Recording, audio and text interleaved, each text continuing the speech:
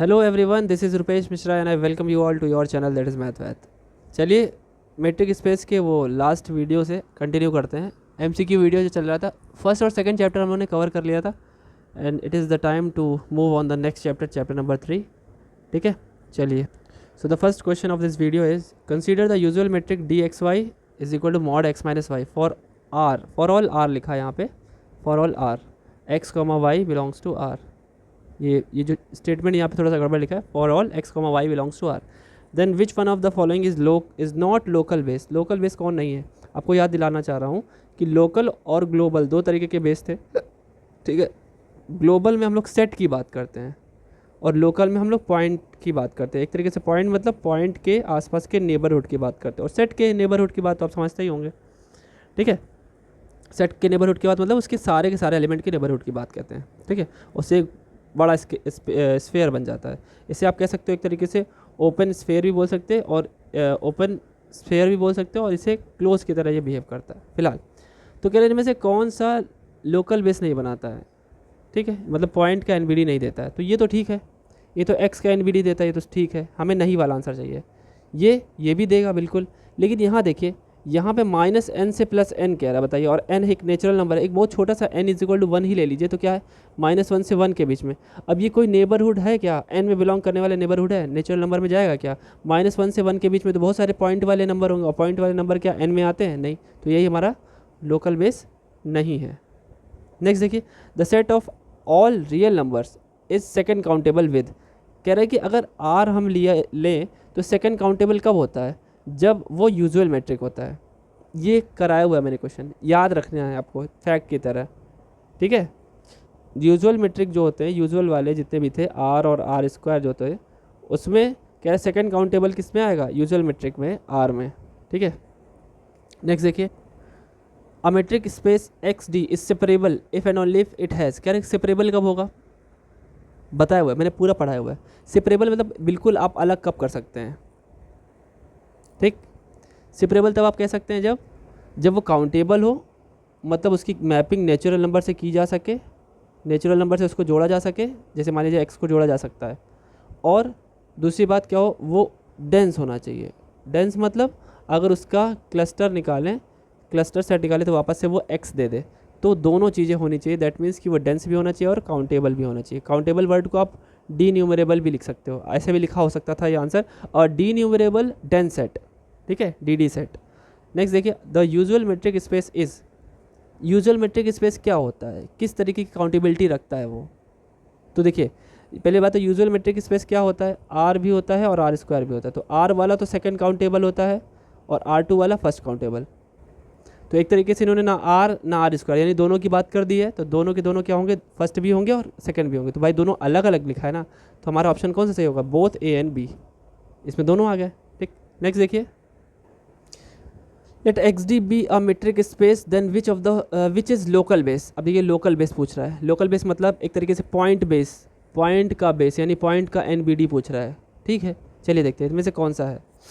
ये कह रहा है कि आर रियल नंबर पे डिपेंड कर रहा है और आर ग्रेटर देन 0, ये दोनों बातें ठीक है। और एस आर एक्स, भैया ये एस आर एक्स क्या देता है? ये आपका नेबरहुड देता है या ओपन स्फेयर देता है। ओपन स्फेयर बोलो, किसी पॉइंट के आसपास का ओपन स्फेयर बोलो, या पॉइंट के आसपास का एनबीडी बोलो, लोकल तो होगा ही वो। तो ये तो लोकल होगा ही, ये तो सही है।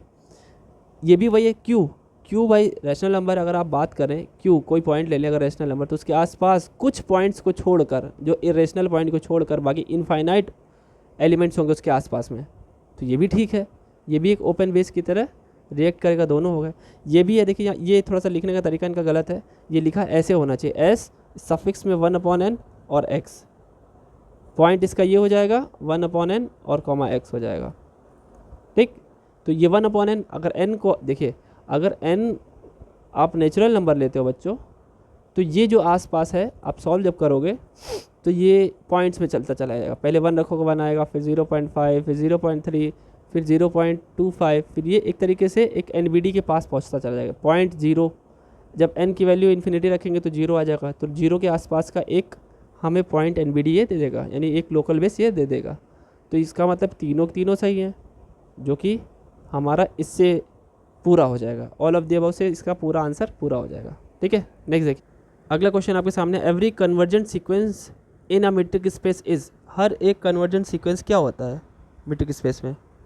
देखिए जितने भी कन्वर्जेंट होते हैं बच्चों वो बाउंडेड पक्का होते हैं, ठीक है, लेकिन बाउंडेड हो तो कन्वर्जेंट होना ज़रूरी नहीं है, क्योंकि जैसे मान लीजिए एक हमने सेट बनाया -1 1 ऐसे मान लीजिए सीक्वेंस बनाया, सॉरी सीक्वेंस बना लिया, ऐसे करते ये सीक्वेंस ऐसे एरो बना दिया, तो ये बाउंडेड तो है क्या कि क्यों, क्योंकि इसकी वैल्यू माइनस और 1 के बीच में ही है ना, मतलब एक तरीके से -1 और 1 ही है, बाउंडेड है, लोअर बाउंड भी है अपर बाउंड भी है।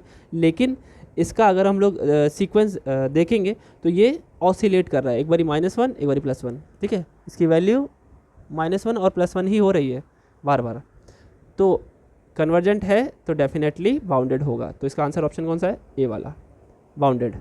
ठीक, आगे आ जाइए। इन अ मेट्रिक स्पेस सब sequence of a convergent sequence is, भैया कन्वर्जेंट सीक्वेंस का सब सीक्वेंस लोगे मतलब उसी में से तोड़ के उठा रहे हो तो वो भी तो कन्वर्जेंट होगा, ठीक है। चलिए आगे देखें। लेकिन एक बात, अगर डाइवर्जेंट है उसका सब सीक्वेंस निकाल लो तो कुछ भी कहना मुश्किल है, कन्वर्जेंट भी बन सकता है डाइवर्जेंट भी बन सकता है, ध्यान रखिएगा, क्योंकि डाइवर्जेंट तो इन्फिनिटी तक जाएगा। आप उसका एक छोटा सा रूप ले लोगे तो हो सकता है वो कन्वर्जेंट भी हो जाए, लेकिन कन्वर्जेंट का छोटा रूप लोगे तो हमेशा कन्वर्जेंट ही होगा, डाइवर्जेंट नहीं हो सकता, ठीक है। और कन्वर्जेंट का बड़ा रूप, जैसे आपने कहा डाइवर्जेंट का छोटा रूप उसमें से सब सीक्वेंस उठाए तो वो कन्वर्जेंट डाइवर्जेंट दोनों हो सकता है। उसी प्रकार अगर कन्वर्जेंट से हमने इसका सुपर सेट बनाया तो वो कन्वर्जेंट भी हो सकता है और डाइवर्जेंट भी हो सकता है आपने कुछ ही एक आध एलिमेंट ऐड किए हों, तो जब ये कन्वर्ज कर रहा है तो एक आध दो एलिमेंट फाइनाइट एलिमेंट ऐड करोगे तो भी वो कन्वर्जेंट रहेगा। लेकिन अगर आपने बहुत सारे एलिमेंट जोड़ दिए, इनफाइनाइट एलिमेंट जोड़ दिए, तो वही कन्वर्जेंट को किस में बदल सकते हैं आप, डाइवर्जेंट में। जैसे मान लेते हैं इसी में ही 1 + 1 2 आ गया, ठीक, आपने 2 तो कन्वर्जेंट वैल्यू है, 2 पे मान लो 10 जोड़ दिया तो 12 हो गया, 12 इसका सुपर सेट बन गया, ये भी कन्वर्जेंट है। लेकिन 2 में अगर हम इन्फिनिटी जोड़े तब क्या होगा, इन्फिनिटी आ जाए तब तो डाइवर्जेंट हो गया ना, मतलब जोड़ने की बात करना है। आगे देखिए, let X D be a metric space with X is equal to, मतलब इन्होंने x 0 से 1 का ओपन इंटरवल ले लिया है और एक्स एन कैसा ले रखा है, n/n+1, ठीक है, सीक्वेंस इस टाइप का n/n+1, ठीक। तो कह रहे कि अगर हम एक्स एन को n इज इक्वल टू 1 से इन्फिनिटी तक लेके जाएं, सीक्वेंस की बात करें, तो ये क्या बनेगा, कह रहा है इज़ नॉट कन्वर्जेंट इन एक्सेंस, कह रहे कि कन्वर्जेंट नहीं होगा। इनमें से क्या ऑप्शन ले लें कि ये कन्वर्जेंट ना हो, तो आप सोच के देखो, अगर आप n की वैल्यू 1 से स्टार्ट करोगे, n/n+1 में अगर बनाना शुरू करोगे तो पहला क्या बनेगा, 1/2 बनेगा, फिर 2/3 बनेगा, 3/4 बनेगा, ऐसे करते करते ये बढ़ता चला जाएगा, है ना। Limit n tends to infinity अगर ले लें हम तो क्या निकल के आए, तो देखिए पहले से बोला है ना n टेंस टू इन्फिनिटी, तो हम उसके लिमिट ले लेते हैं, limit n tends to infinity n/n+1। इसके ऑप्शंस क्या हैं, x not is not complete metric space, कह रहे कि इज़ नॉट कॉची सीक्वेंस, ठीक है भाई, इज़ नॉट बाउंडेड, ठीक है, बाउंडेड तो है 0 से 1 के बीच में, कह रहे कि इसमें 1 नहीं है, तो 1 तो नहीं है, लेकिन क्या ये बात सही है, हम लिमिट लेते हैं। देखिए लिमिट जैसे लेंगे n टेंस टू इन्फिनिटी में तब तो भाई इन्फिनिटी फॉर्म हो जाएगा, उससे बचना पड़ेगा, क्लास 11th में आपने सीखा है।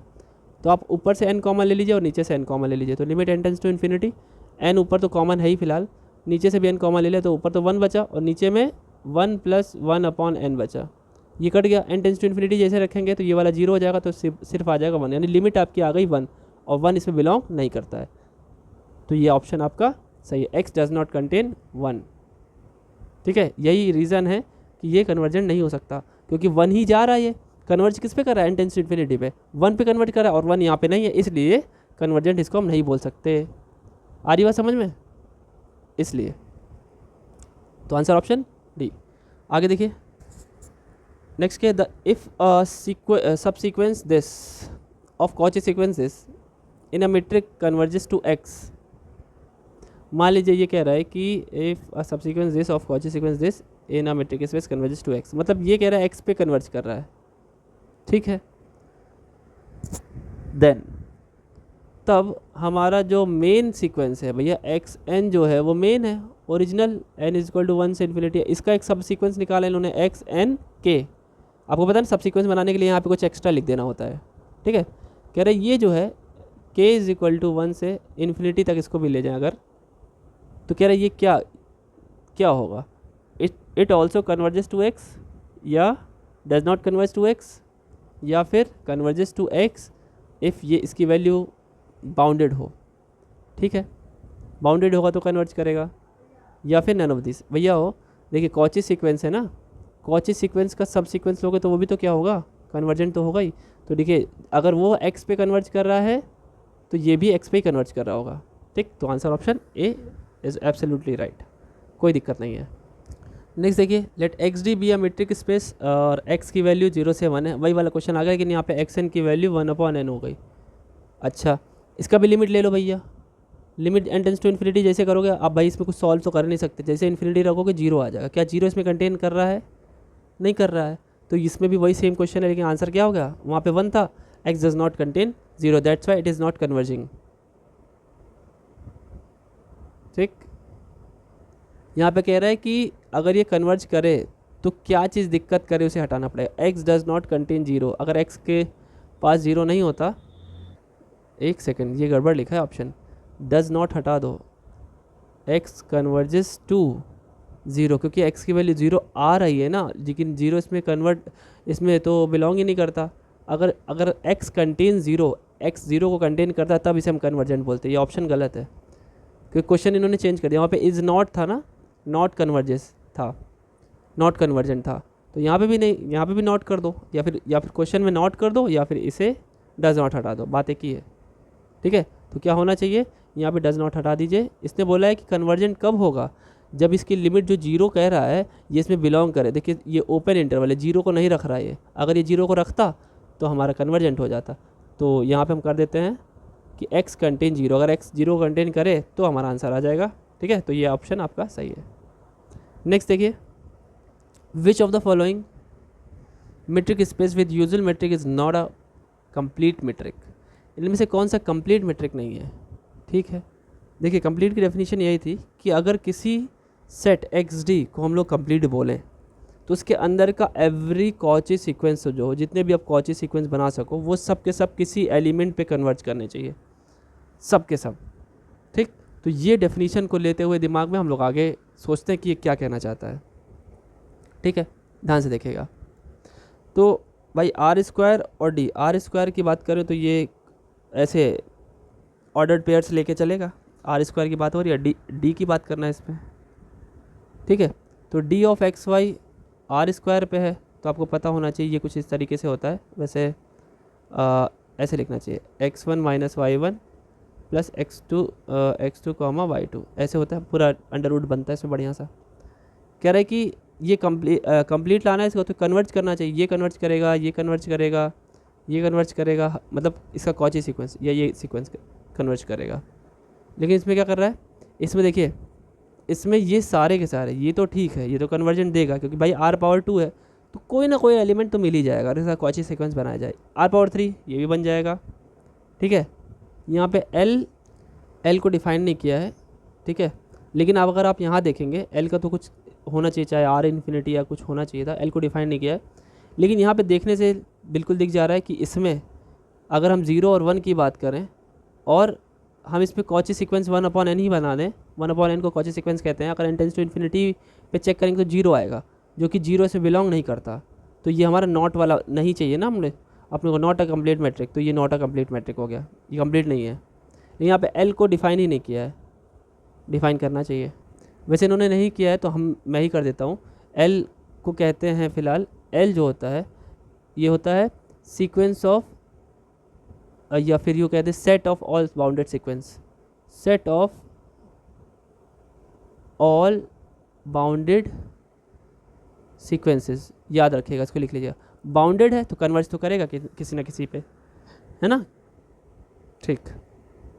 और इसको आप ऐसे लिख सकते हो, इसका जो डी डिस्क्रिमिनेंट बनता है बच्चों, D of X comma Y is equal to mod of X N minus Y N का सुप्रीमम। तो ज़्यादा बड़े से बड़ी वैल्यू लेंगे तो जो भी आएगा हमेशा उन्हीं दोनों में से आएगा। जैसे -1 से 1 कह रहे थे हम लोग, तो जो मॉड होगा वो 1 ही आएगा, और 1 क्या है, कन्वर्जेंट है, तो कन्वर्ज तो करेगा ही और कंप्लीट हो जाएगा। ये नहीं होता क्योंकि इसमें 0 और 1 पे कन्वर्ज जब भी करता है, पीछे इसके एग्जाम्पल भी आए थे, तो वो दोनों ही इसमें बिलोंग नहीं कर रहे थे, ठीक है। नेक्स्ट देखिए क्या है भाई, in metric space every Cauchy sequence is, Cauchy sequence क्या होगा भाई, हर एक कॉची सीक्वेंस क्या होता है, अभी तो थोड़ी देर पहले पढ़ा, थ्योरम है भाई, कन्वर्जेंट होता है ना।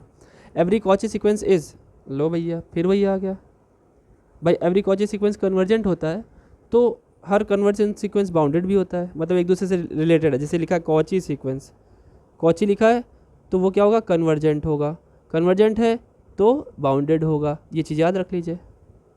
ठीक ठीक है।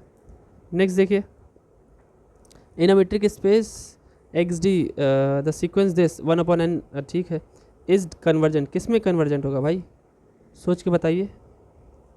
1/n है भाई, n टेंस टू इन्फिनिटी पे चेक कर लो limit, n tends to infinity, तो भाई जीरो ही आएगा। ये जीरो किस में बिलोंग कर रहा है,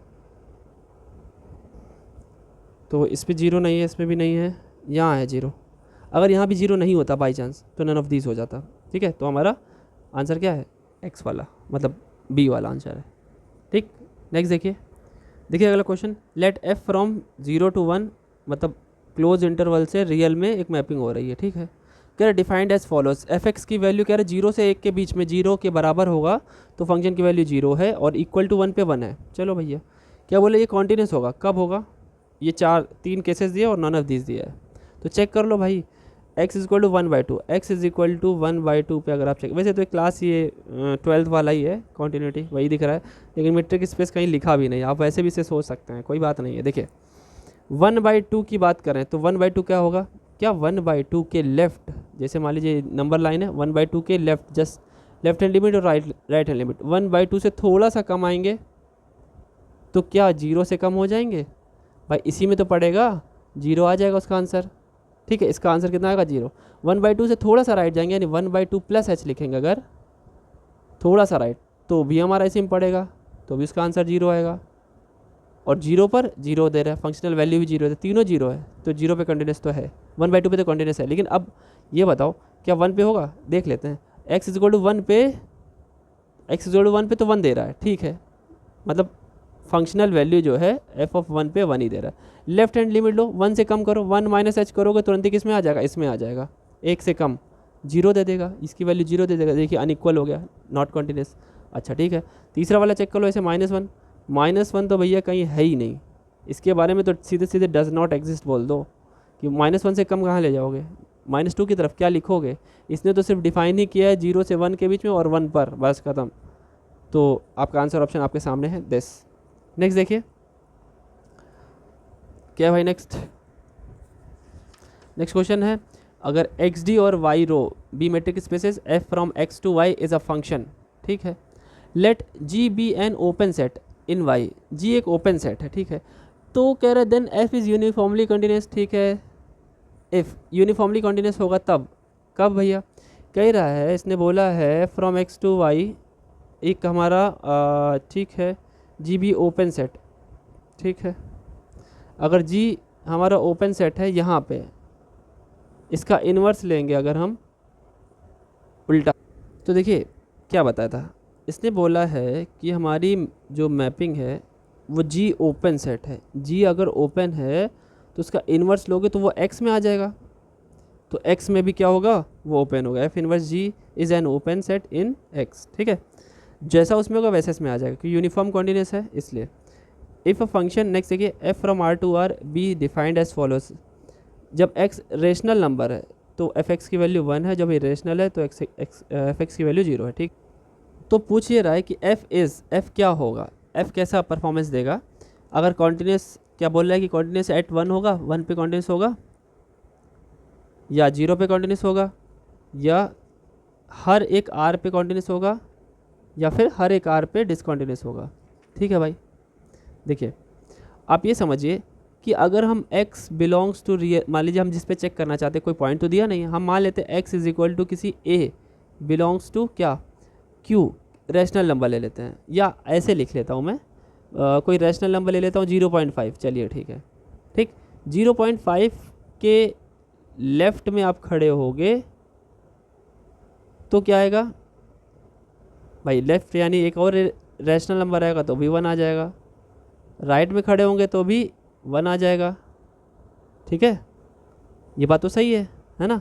तो इस तरीके से आप बोलोगे लेफ्ट हैंड लिमिट और राइट हैंड लिमिट तो सेम हो गई, लेकिन मेरी बात ध्यान से सुनिए, 0.5 के बगल में आप LHL बोल रहे हो जो, तो क्या 0.5 के जस्ट बगल में एक इरेशनल नंबर नहीं हो सकता, बिल्कुल हो सकता है, आपको दिखाता हूँ, 0.496 49,495, जैसे 4949 तो बार बार होता है तो रिपीट कर रहा है, 49,499, 4,999, ये इसके जस्ट बगल में नहीं होगा क्या? बिल्कुल होगा।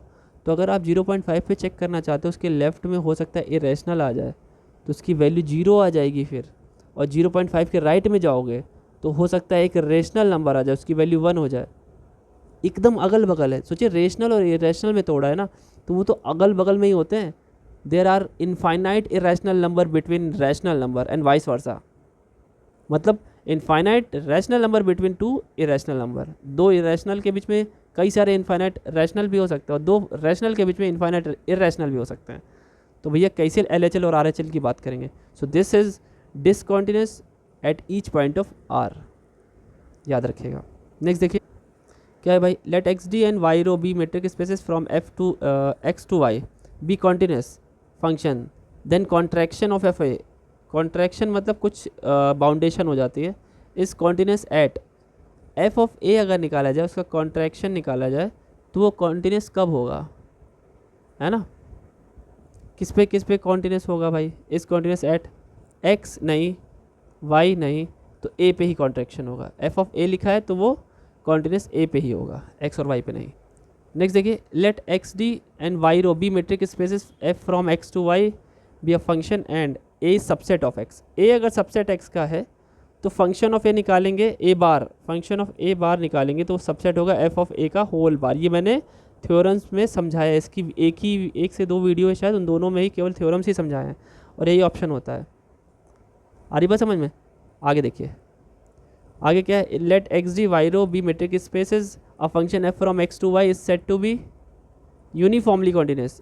अब यूनिफॉर्मली कॉन्टिन्यूस की बात की जाती है तो मतलब बताया हुआ है मैंने, if for given epsilon greater than 0 and del greater than 0 such that, इसकी डेफिनेशन है ये यहाँ पे लिखी हुई है। क्या डेफिनेशन है देखिए, ये तो ठीक लिखा हुआ है, less than rho D X X dash greater than होगा, ग्रेटर देन कहीं पे भी होगा तो गलत होगा, लेस देन वाला सही है। देखिए यहाँ पे भी लेस, ये भी एकदम सही है। हमेशा हमें डिफरेंस क्या लेना होता है बच्चों? ग्राफ के किसी भी पॉइंट की डेफिनेशन लेनी हो, किसी ग्राफ पे उपस्थित हर एक बिंदुओं में किसी एक बिंदु के बारे में नॉलेज लेनी हो, तो आपको उसके आसपास के, उसके लेफ़्ट उसके राइट के बीच की डिस्टेंस कम लेकर के पता करना होता है। तो कम मतलब लेस देन होना चाहिए, तो ऑप्शन आपका बी वाला सही है। नेक्स्ट देखिए, ये क्या है, function F X equal to mod X is at origin is, आपको पता है ये इसे शार्प एज बनाता है, ओरिजिन पे शार्प एज। कॉन्टिन्यूस तो है लेकिन क्या नहीं है, डिफरेंशिएबल नहीं है, ठीक है? तो ये कॉन्टिन्यूस तो होता है, कोई दिक्कत नहीं है, लेकिन डिफरेंशिएबल नहीं होता है, तो आंसर ऑप्शन ही हो गया। Every uniformly continuous function is, uniformly continuous अगर फंक्शन है मान लेते हैं तो उसे क्या कहा जा सकता है? कंटिन्यूस तो होगा भाई, यूनिफॉर्म है मतलब पूरे से, यूनिफॉर्म का मतलब पूरे पे होगा, तो सिंपल अगर किसी पॉइंट पे चेक करेंगे तो होगा ही। Any contraction mapping is, contraction mapping अभी बताई मैंने, जो लिखा होता है उसी पे होती है। कॉन्ट्रैक्शन मैपिंग आपको किसी बाउंडेशन के साथ आती है, ठीक है? और देखिए क्या बाउंडेशन है समझिए, यूनिफॉर्मली कॉन्टिन्यूस नहीं, यूनिफॉर्मली डिसकॉन्टिन्यूस नहीं, डिफरेंशिएबल होता है। एनी कॉन्ट्रैक्शन मैपिंग जो होता है वो डिफरेंशिएबल जरूर होता है, याद रखिएगा इसको।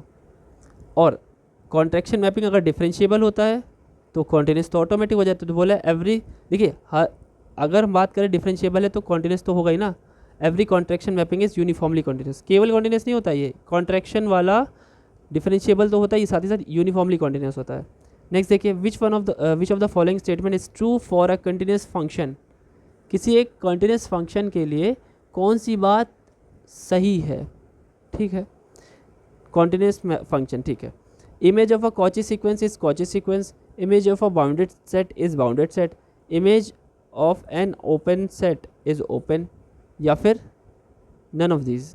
तो आपको एक बात पता होनी चाहिए कि कॉन्टिन्यूस फंक्शन है, फंक्शन जो है वो कॉन्टिन्यूस है, तो वो किसी पे भी जोर नहीं डालता। इनमें से कोई भी बात ये होने पे सही नहीं हो जाती कि वो कॉन्टिन्यूस फंक्शन है, तो इनमें से कोई भी बात सही नहीं है।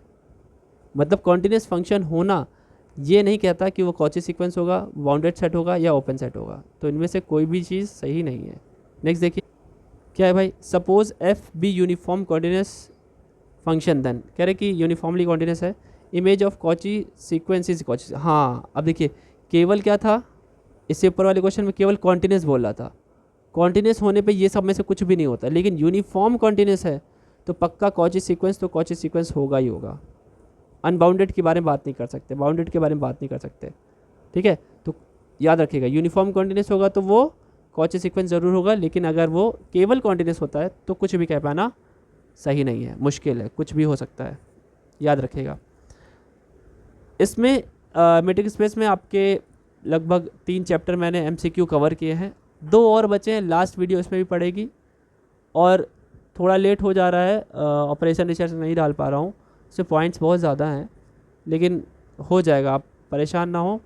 आप जब पढ़ना शुरू करेंगे 1 तारीख के बाद, जब आपका केमिस्ट्री का एग्ज़ाम हो जाएगा, that there will be a full availability of MCQs and facts, सब कुछ अवेलेबल होगा, आप पढ़ सकेंगे।